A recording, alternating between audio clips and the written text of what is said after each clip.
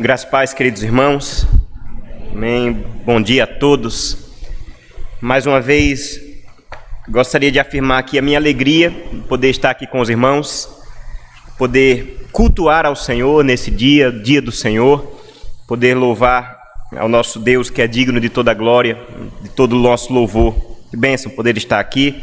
Desde ontem estamos juntos, desde ontem estamos desfrutando desse momento tão bom na vida desta igreja, celebração de mais um ano de caminhada, mais um ano de organização, e podemos testemunhar da fidelidade do nosso Deus, testemunhar da sua graça em nos sustentar, em sustentar os irmãos, sustentar a nós também, que estamos lá em Maceió, e deixamos aqui o abraço, tá certo? O abraço da Igreja Presbiteriana do Tabuleiro, do conselho, da igreja, de todos os irmãos, e possamos estreitar os laços, caminhar juntos para a glória do Senhor. Repito, é uma alegria estar aqui com os irmãos. Vamos abrir a palavra do nosso Deus, irmãos, tendo aqui a alegria de poder meditar nela. Convido você a abrir a sua Bíblia no Salmo 19.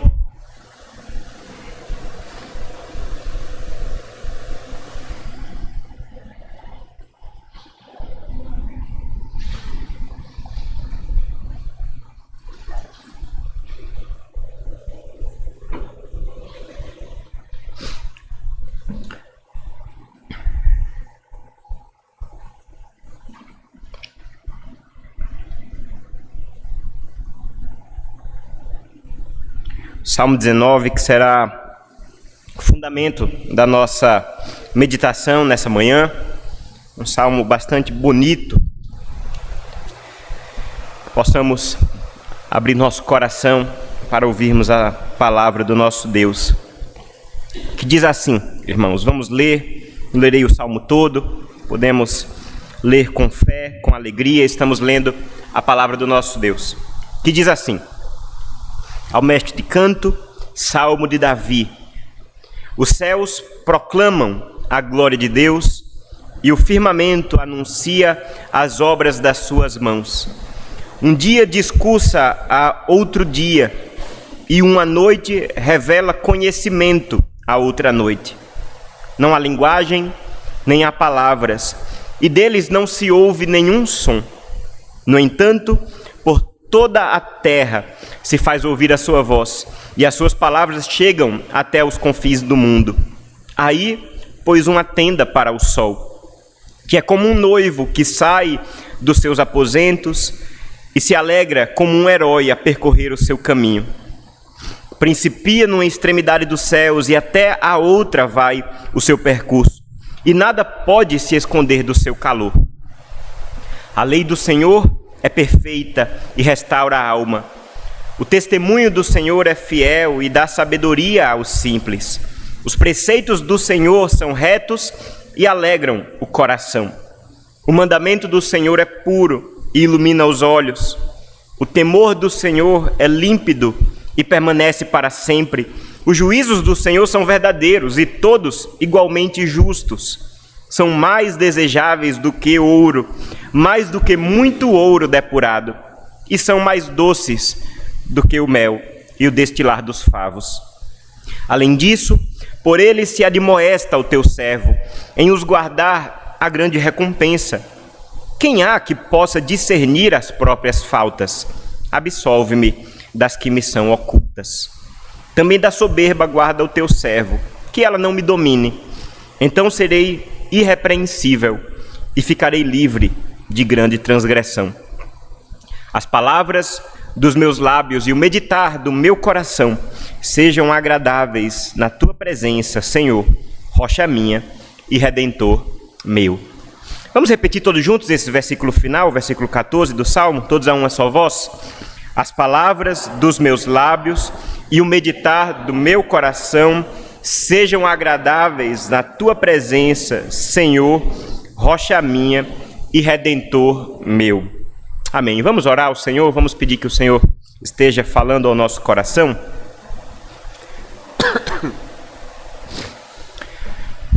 Santo Deus, Deus bendito, Deus misericordioso, Te louvamos, Senhor, e te agradecemos pela alegria que temos de estarmos mais uma vez na tua casa, na tua presença, Senhor. Podermos te adorar, cultuar ao teu santo nome, na presença do Senhor, na companhia dos nossos irmãos, de podermos levantar nossas vozes em adoração, abrirmos o nosso coração diante do Senhor, como acabamos de cantar, falando com o Senhor, falando com Deus. Que privilégio, Senhor. E agora, Pai, que temos a tua palavra, a Escritura Sagrada aberta diante de nós, te pedimos que o Senhor fale conosco. Que o Senhor esteja nos guiando, nos pastoreando, Senhor, nessa manhã. Que possamos ouvir a tua voz ao meditarmos na tua palavra, ao examinarmos o texto sagrado.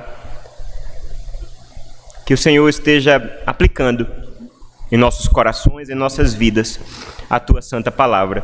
Esse é o nosso desejo, Senhor, para a glória do teu nome, e é no nome de Jesus que nós oramos.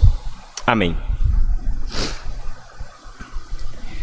Meus irmãos, nós fomos criados com uma capacidade maravilhosa que o Senhor nos deu. A capacidade de nos deleitarmos. O Senhor criou o mundo, criou todas as coisas e nos colocou neste mundo.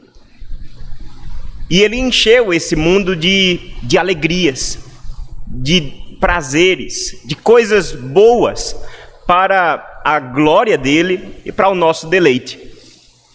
Quando nós olhamos lá na criação, nós vemos, né, no relato de Gênesis, capítulo 1, capítulo 2, nós vemos que o primeiro homem e a primeira mulher foram colocados num jardim, um jardim chamado Éden, que significa delícias, né? Os prazeres. E ali o primeiro homem e a primeira mulher foram beneficiados, abençoados com aquela boa e perfeita criação do Senhor. E podiam louvar a Deus no contato com as coisas que Deus havia criado. Que bênção, louvado seja Deus por isso. E que maravilha que nós, ainda hoje, pecadores, temos essa capacidade de nos deleitar. Eu não sei como é para você. No que você se deleita, no que você tem prazer. Isso nas coisas mais simples da vida, nas coisas mais ordinárias. Para mim, por exemplo, eu me derramo num cafezinho, né? É uma coisa nossa, coisa brasileira, né? E para mim é religioso. Toda manhã eu me acordo, né? Minha esposa, estamos lá em casa e aí um olha para o outro e diz: e aí, café? O café, é a hora do café. E eu sou daqueles irmãos que tem todo um ritual, não é? Eu escolho o grão, né? Eu compro em grão, tá certo? Eu escolho o grão, né? Peso, esquento a água, né? Veja lá, parecendo que estou fazendo uma experiência química, né? Para tentar extrair daquele momento um momento de prazer, de alegria, né? Porque de fato café é bom demais, né? Quem não gosta, irmãos, está errado, tá certo? Mas perceba que coisa maravilhosa podermos desfrutar de coisas tão presentes na nossa vida e sermos levados, né? Termos o nosso coração levado ao Senhor. Quando nós olhamos para a palavra do nosso Deus, quando nós olhamos para a lei do Senhor, essa palavra sobre a qual nós estamos falando desde ontem à noite, né? E olhamos especialmente para esse salmo, o Salmo 19, e tantos outros que nós temos na palavra do nosso Deus, nós vemos que no meio de tantas coisas que o Senhor nos deu para a nossa alegria, para o nosso deleite, no meio de todas essas coisas e com mais destaque está a própria lei do nosso Deus, a própria vontade do Senhor. Nós lemos na liturgia do culto, né, tanto agora de manhã como também ontem à noite, nós lemos porções do Salmo 119, que é o maior salmo, né, que nós temos no saltério, um salmo enorme, não é, que é extremamente raro nós infelizmente, né, pararmos e lermos ele na sua totalidade, não é? Normalmente lemos porções, mas perceba, o maior salmo de todos os 150 salmos que nós temos na palavra do Senhor é, na verdade, uma grande celebração da palavra. É uma grande celebração profunda, bela, construída de uma maneira tão inteligente, né, tão artística, para de fato nos mostrar isso, que a palavra do nosso Deus, ela é digna do nosso deleite. O Salmo 19 é também um salmo menor que o Salmo 119, mas que também aponta para o mesmo caminho, o deleite que nós devemos ter na palavra do Senhor. O salmista Davi, no caso, nos leva aqui, inspirado pelo Espírito Santo do Senhor, a fazer com que o nosso coração, de fato, esteja sendo guiado a nos deleitarmos na palavra do Senhor. Muito mais do que as coisas ordinárias que nós temos no nosso dia. Muito mais até que o café, tá certo? Mas percebam que palavras belas o Senhor tem para nós. A estrutura do Salmo, irmãos, ela é bastante simples, é bastante fácil de ser compreendida. O Salmo, nos seus 14 versos, né, está bem dividido. Nos versículos 1 a 6 nós temos um assunto, né, bem definido, vamos falar sobre isso. A partir do versículo 7, a atenção do salmista se volta de fato para a lei do Senhor, para a perfeição da lei do Senhor. E no final nós temos uma linguagem mais pessoal, uma linguagem mais internalizada no que diz respeito ao coração do salmista. O nosso desejo é que o Senhor esteja falando e nos guiando o nosso coração e que possamos sair daqui encorajados a amar mais o Senhor, amando mais a sua palavra, como foi bem dito aqui pelo pastor Paulo. Perceba como esse salmo começa, irmãos. O salmo começa aparentemente falando de um outro assunto. Se é um salmo que vai falar, né, com mais ênfase sobre a perfeição da lei do Senhor, a perfeição da palavra do Senhor, ele começa falando sobre outros tópicos, falando sobre o céu, falando sobre o firmamento, falando sobre o dia, sobre a noite, falando sobre o sol. O salmista está falando das coisas que foram criadas. Nós falávamos ontem sobre o conceito importantíssimo de revelação de Deus, de um Deus que quer ser conhecido e se faz conhecido, que toma a iniciativa nesse processo. Falávamos ontem que não somos nós que descobrimos o Senhor.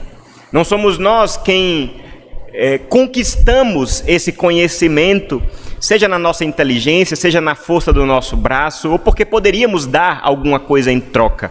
Na verdade, não. Estávamos no completo desconhecimento, na completa ignorância do Senhor. Mas aprouve ao nosso Deus se fazer conhecido, se mostrar, se revelar, para que nós pudéssemos ter verdadeiro conhecimento de Deus. Nós podemos dizer hoje, conhecemos o Senhor, porque Ele assim o quis.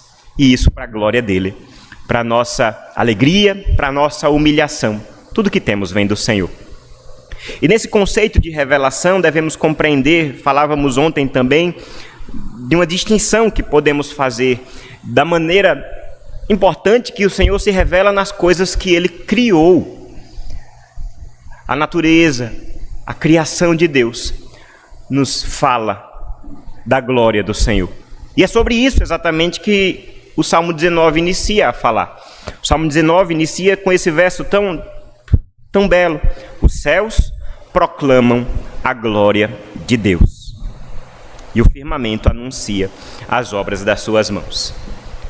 O salmista, no meio de toda a criação de Deus, pega os céus como esse grande exemplo, como essa grande criatura do Senhor, que proclama, que anuncia exatamente o quê? A glória do seu Criador.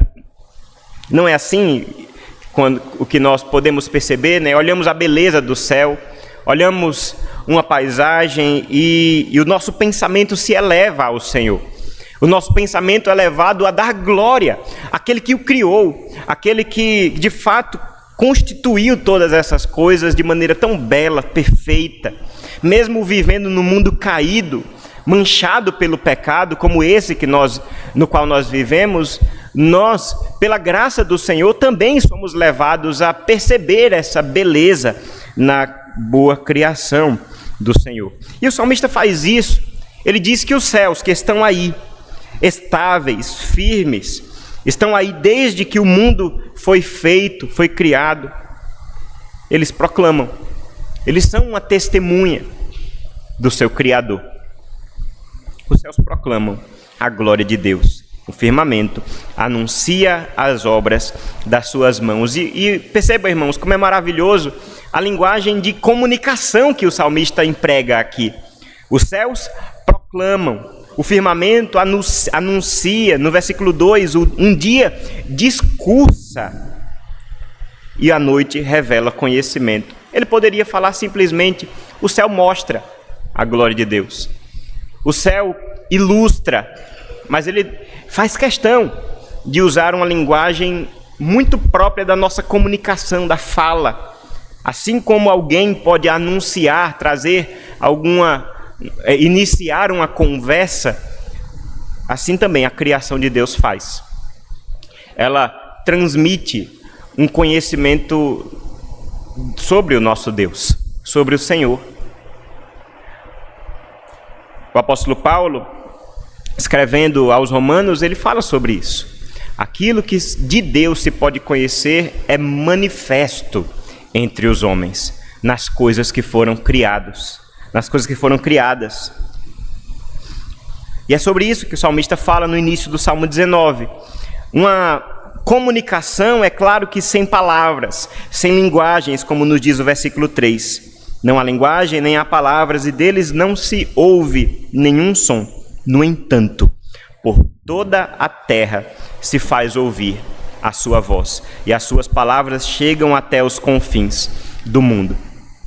Percebam aqui a grandeza da revelação do Senhor. Uma revelação que não está contida, uma revelação que não está limitada, mas em toda a terra a voz do Senhor é ouvida. Onde está o céu, como no caso do Salmo 19, ali ele está comunicando que há um Criador e que esse Criador é glorioso, que esse Criador é digno de adoração. E ai do homem que não dá glória ao Criador. Ai daquele que, tendo contato com essa revelação, não glorifica ao Senhor. Essa é a linguagem do apóstolo Paulo lá em Romanos também. Eles são indesculpáveis, porque não glorificam ao Senhor. Mas a linguagem está aí, as palavras estão aí, as palavras do Senhor, manifestadas pela sua criação, chegam até os confins do mundo. O Salmo 19, irmãos, nos fala, no seu tema geral, exatamente sobre a revelação de Deus. Como Deus se faz conhecido. Ele faz isso, em primeiro lugar, nas coisas que foram criadas. Deus se revela. Mas devemos compreender uma coisa. Devemos compreender que o Senhor se revela, e como na linguagem do Salmo, né? Na linguagem do Salmo nós vemos que é uma revelação que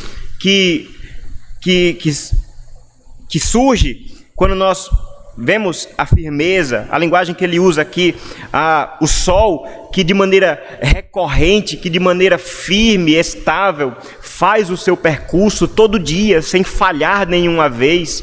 Os antigos poderiam olhar para isso e dizer, olha, existe uma ordem no universo, há alguém que o sustenta, há alguém que o fez dessa maneira, e a lei do Senhor também é obedecida pela criação. Olha que coisa maravilhosa. Quando nós lemos o Salmo 147, por exemplo, nós vemos essa linguagem. Uma linguagem em que o Senhor está falando e a criação está obedecendo. O Senhor fala e a chuva vem. O Senhor fala e a neve cai. Ele fala e o gelo derrete. Os animais se alimentam. Que maravilha, irmãos, adorarmos a um Deus que fala. Que maravilha adorarmos a um Deus que se comunica. Mas, como eu ia dizendo, precisamos compreender que essa revelação geral de Deus, essa revelação que ela é administrada nas coisas que foram criadas, ela tem um propósito limitado. Me entenda, ela não é menos revelação, ela não é uma revelação fracassada. O propósito dela é limitado. Por quê? Porque, irmãos,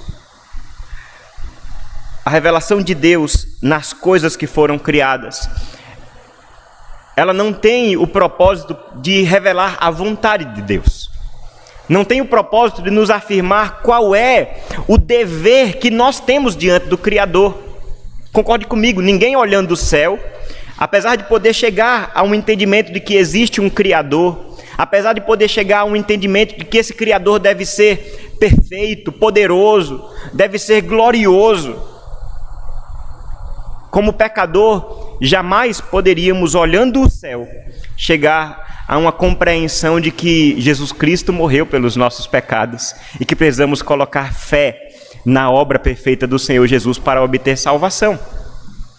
Jamais, olhando o céu, nós poderíamos chegar a uma conclusão verdadeira sobre qual é a vontade do Senhor para as nossas vidas, qual é o mandamento do Senhor para os nossos caminhos. É por isso, irmãos, que o salmista, a partir do versículo 7, ele começa a falar agora da lei do Senhor. Mas perceba, ele não está mudando radicalmente de assunto. Eu me lembro muitas vezes quando eu li esse salmo, ainda na minha adolescência, quando comecei esse ímpeto de me interessar mais pelo estudo bíblico, eu olhava para esse salmo e dizia assim, rapaz, parece que o salmo muda de assunto de maneira radical, de uma hora para outra. O salmista começa falando sobre uma coisa e a partir do versículo 7 ele muda totalmente a sua conversa. Qual é o sentido, O que é que une essas duas partes do Salmo 19? Mas na verdade não, irmãos. O salmista ele continua falando sobre um Deus que quer ser conhecido.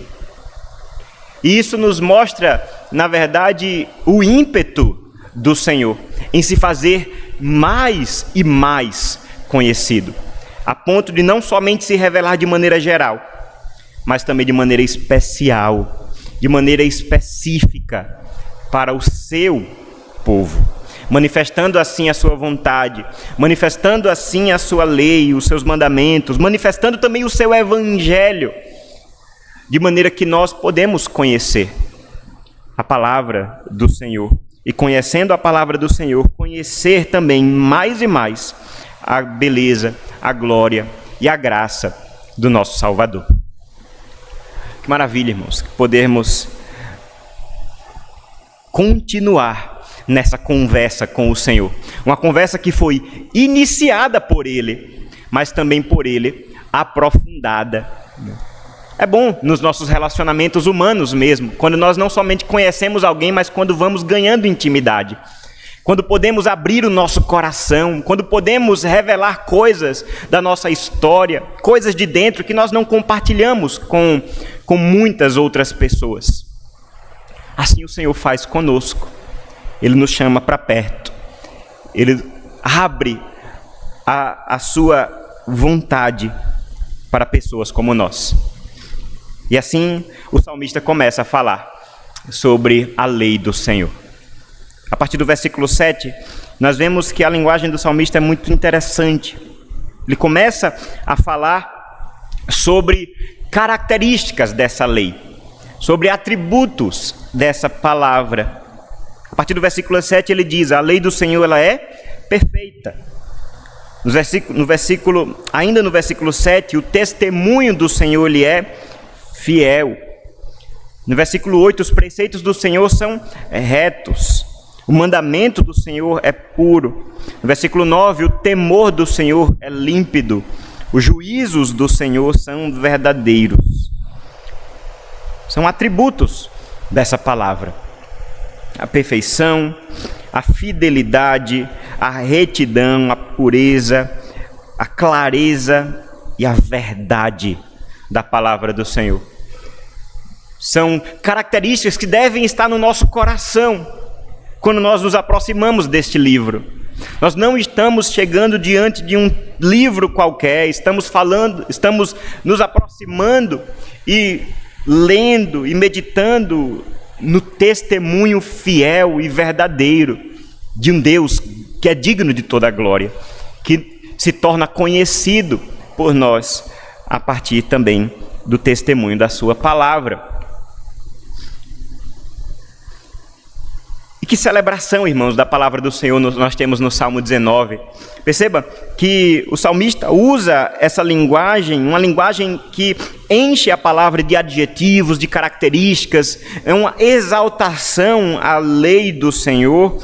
E perceba aqui como ele usa de maneira constante a Senhor, o nome Senhor nas nossas versões, não é que na linguagem original nós temos o nome Yahvé, né? O nome pactual de Deus. E isso é algo digno de nota, irmãos. Perceba que antes, dos versículos 1 ao versículo 6, a única vez que Deus é referido é no versículo 1. E lá está uma outra palavra para Deus. Uma palavra que normalmente ela tem uma aplicação mais geral. Deus, a mesma palavra que é usada para os deuses das outras nações, a mesma palavra que é usada para as divindades, aparece aqui. Os céus proclamam a glória de Deus. E isso nos faz pensar exatamente esse movimento que o salmista está nos fazendo entender. Os céus proclamam a glória de Deus de maneira geral, mas é na palavra do Senhor que nós compreendemos a aliança do Senhor.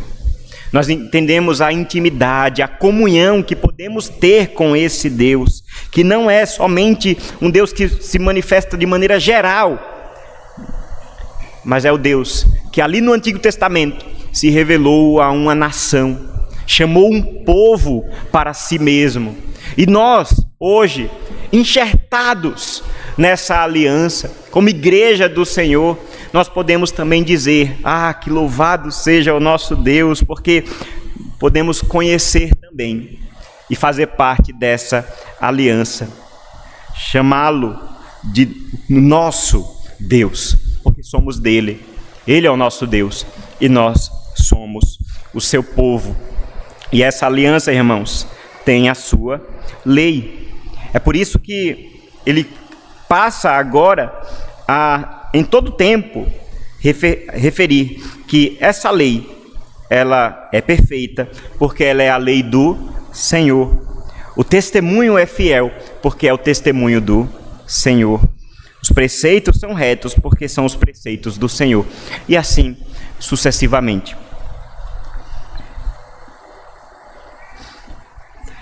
Aqui nós vemos como nós somos levados a, de fato, a termos uma grande estima pela palavra do nosso Deus. Eu comecei dizendo que o Senhor nos deu essa capacidade, uma capacidade de amar as coisas, uma capacidade de nos deleitarmos, de termos prazer. O salmista está aqui derramando o seu coração, afirmando as riquezas dessa palavra. Como nós temos vivido à luz dessas riquezas? Será que podemos fazer coro com o salmista de maneira sincera, de maneira honesta, no mais profundo dos nossos corações, a ponto de reconhecer essa beleza da palavra do Senhor, de compreender que esse livro, esse testemunho, é de fato um tesouro que o Senhor deu ao seu povo? Ou temos deixado a palavra de Deus escanteada em nossas vidas, tendo nosso coração capturado, distraído por tantas outras coisas dessa vida? O salmista nos ensina aqui a corrigir o nosso coração. Quando a palavra do Senhor nos fala que algo é bom, é com o nosso coração que ela fala. Porque muitas vezes nós chamamos de bom aquilo que não é. E não damos o devido valor àquilo que é digno de receber esse valor. A ponto de o salmista, no versículo 10, afirmar: esses testemunhos, esses preceitos, eles são mais desejáveis do que o ouro, mais do que muito ouro depurado, e são mais doces do que o mel e o destilar dos favos. Ele usa essas duas linguagens, essas duas figuras aqui, o ouro de um lado e o mel do outro, comparando a palavra do Senhor com esses dois bens que nós temos, o ouro e o mel. Que característica da palavra do Senhor o salmista quer elevar quando diz que ela é mais desejável do que o ouro? O ouro, ele é o que é por causa da sua preciosidade. O ouro tem valor.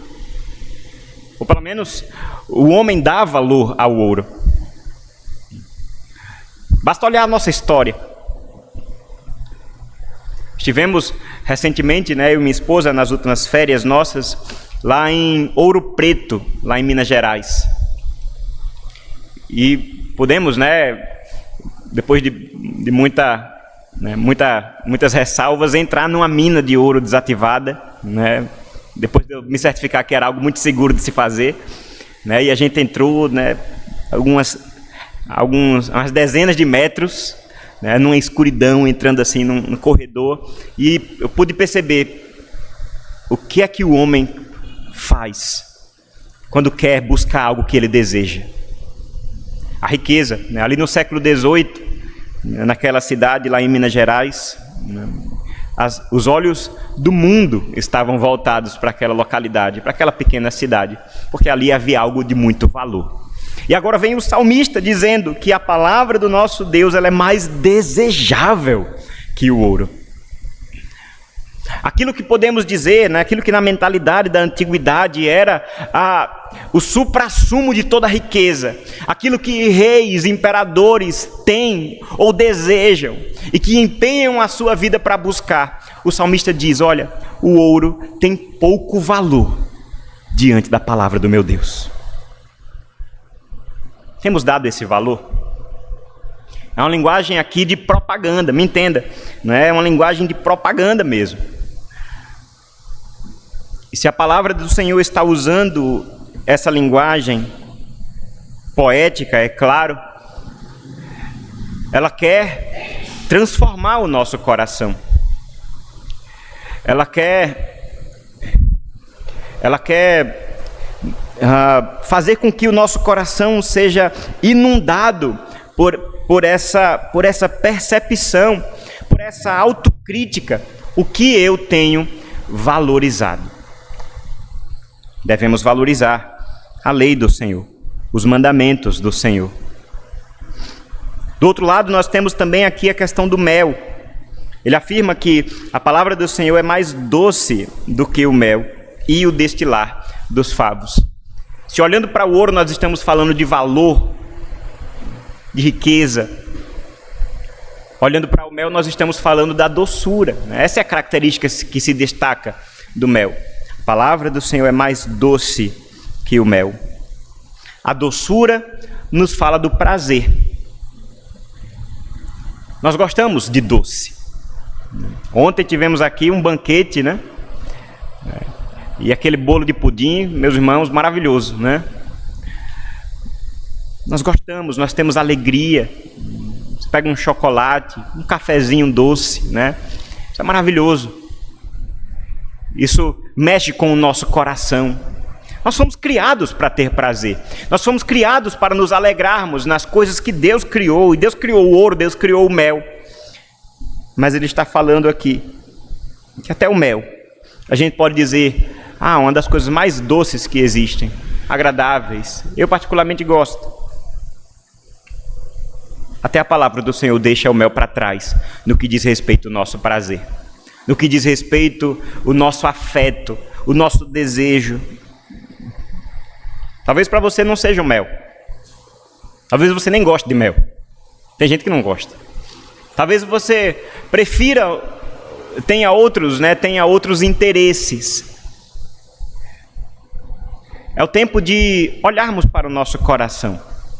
Olharmos para o nosso coração e perguntarmos: o que é que tem capturado o meu desejo? Com que eu tenho preenchido os meus dias? Como eu tenho investido o meu tempo? Porque a gente vai fazer isso naquilo que a gente dá valor e dá importância. Não é por acaso que toda vez que eu acordo eu faço um café, porque eu gosto de café.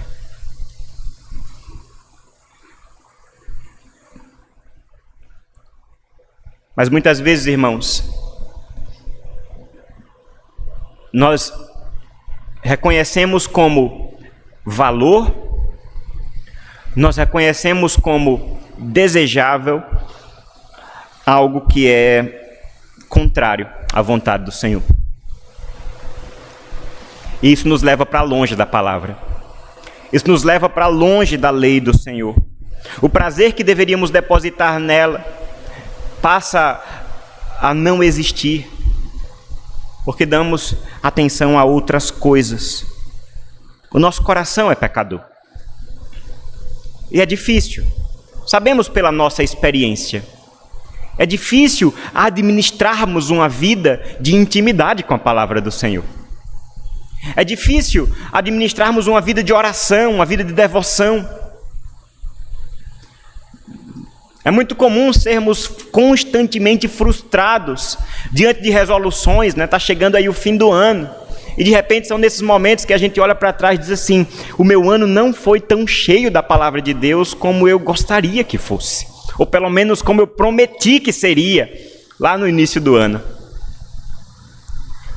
De repente, aquele plano de leitura bíblica anual que ficou lá quando você começou Números ou Levítico e ficou lá atrás.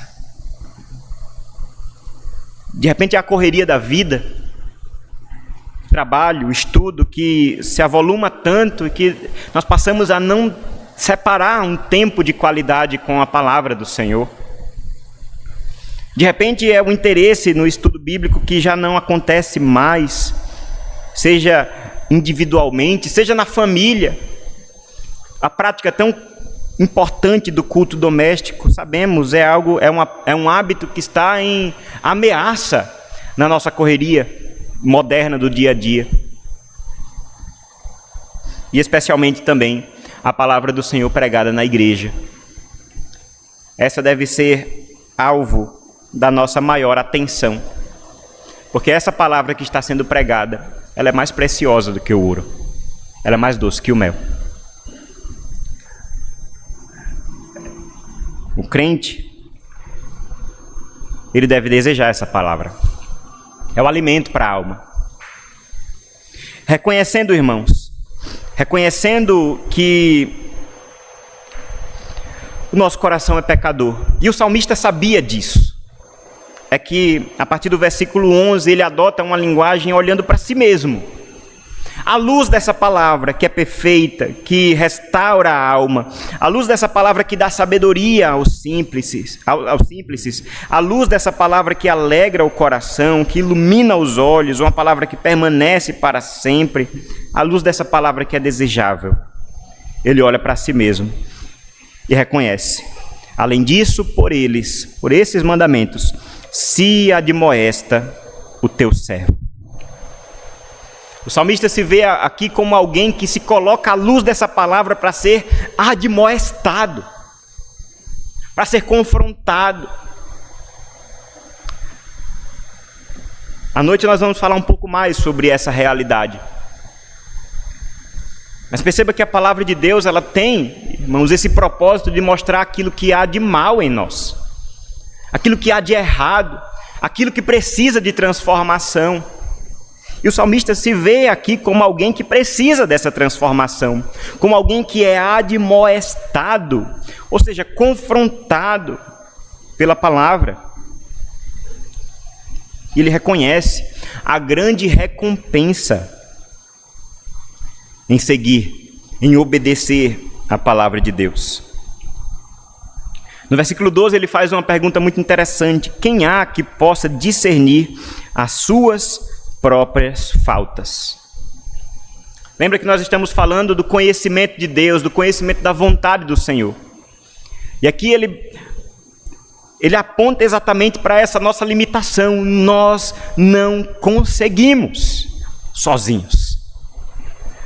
Nós precisamos da luz da palavra. Quem é que pode discernir as próprias faltas? Quem é que pode compreender que é pecador? Apenas olhando para o céu, apenas buscando refletir um pouco sobre a ideia de Deus, uma ideia filosófica, distante, abstrata.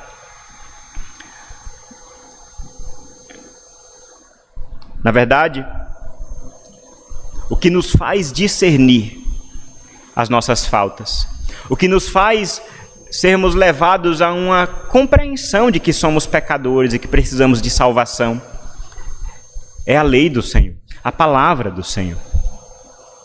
Essa palavra que chegou até mim, chegou até você. Ela que diz que nós precisamos de salvação. Ela que diz que nós precisamos de um Salvador. Ela que diz que nós precisamos nos arrepender dos nossos pecados. A pergunta do salmista aqui, na verdade, ela deve ser respondida. Quem há que possa discernir as suas próprias faltas? Absolutamente ninguém. Ninguém sozinho, ninguém por si mesmo. Precisamos do Senhor. Louvado seja Deus que nele há perdão. E aí ele mesmo responde: Senhor, absolve-me até das minhas faltas que me são ocultas. É como se ele pedisse por discernimento. É como se ele pedisse por um conhecimento mais profundo do seu próprio pecado, para que o Senhor o fosse transformando, restaurando, purificando o seu coração. À luz da palavra do Senhor, ele pede para que ele seja guardado da soberba, esse pecado que sabemos estava muito presente na vida do salmista Davi. Em muitos momentos, a soberba, o orgulho se mostrava na sua caminhada.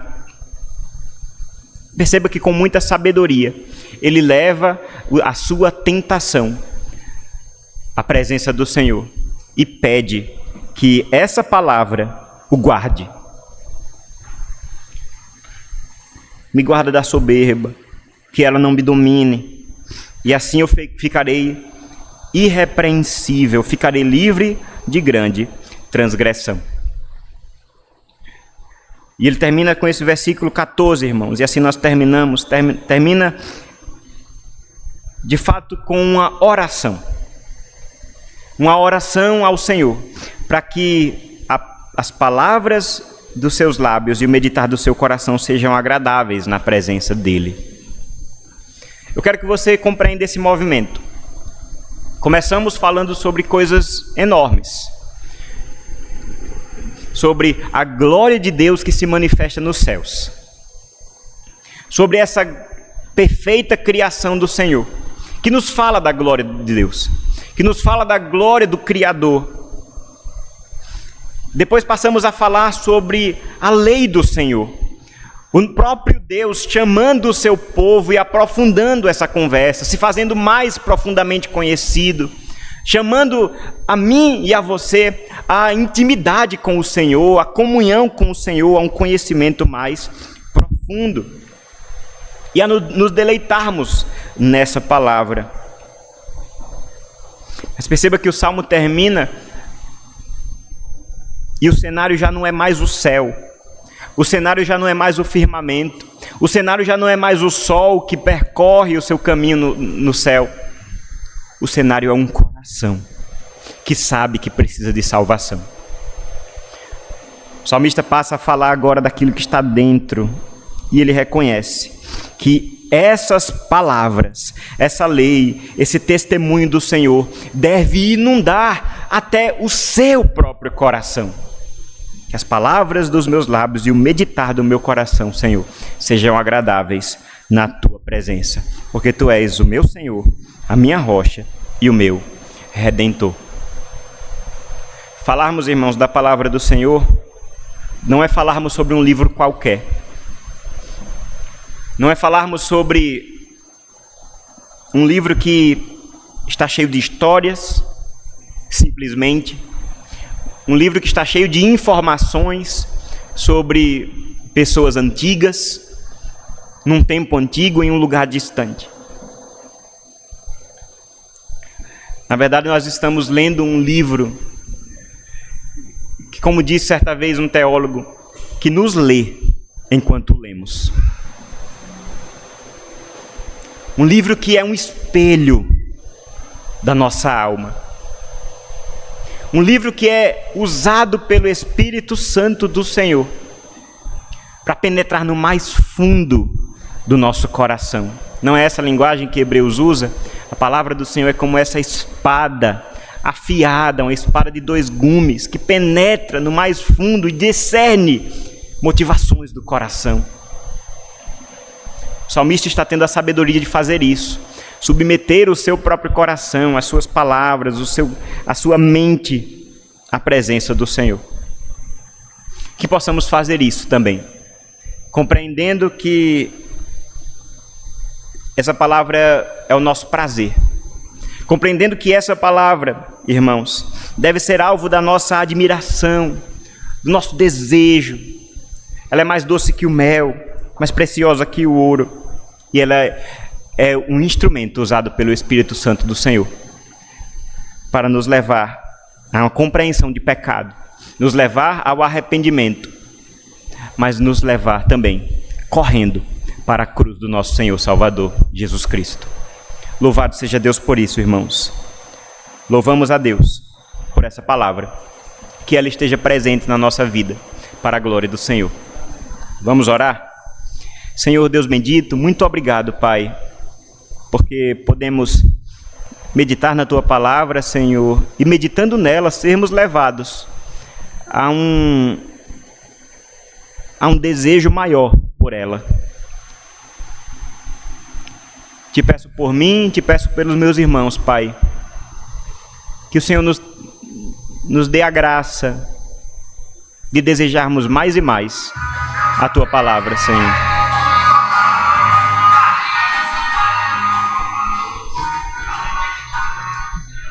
Que o Senhor tenha misericórdia de nós, Senhor, e nos perdoes quando negociamos, Pai, o lugar central que a Tua palavra deve ter em nossas vidas. E nos deleitamos com aquilo que não glorifica o Teu nome.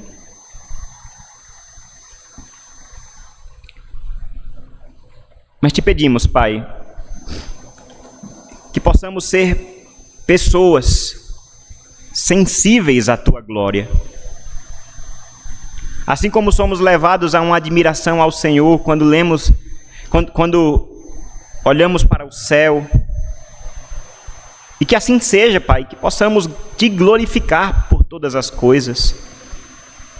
Dar glória ao Senhor por aquilo que vemos e experimentamos, aquilo que é bom que o Senhor nos dá.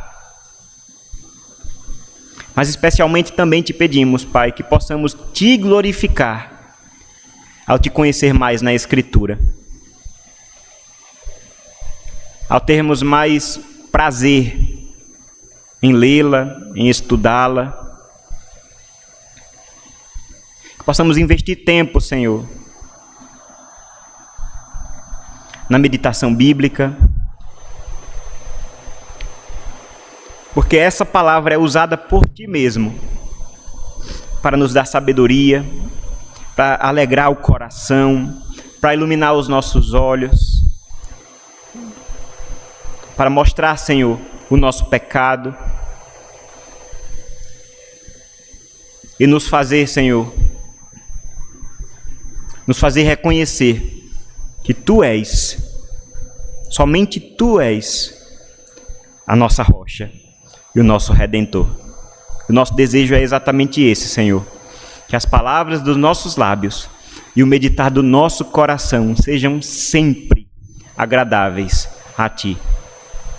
Em nome de Cristo, Senhor. Amém.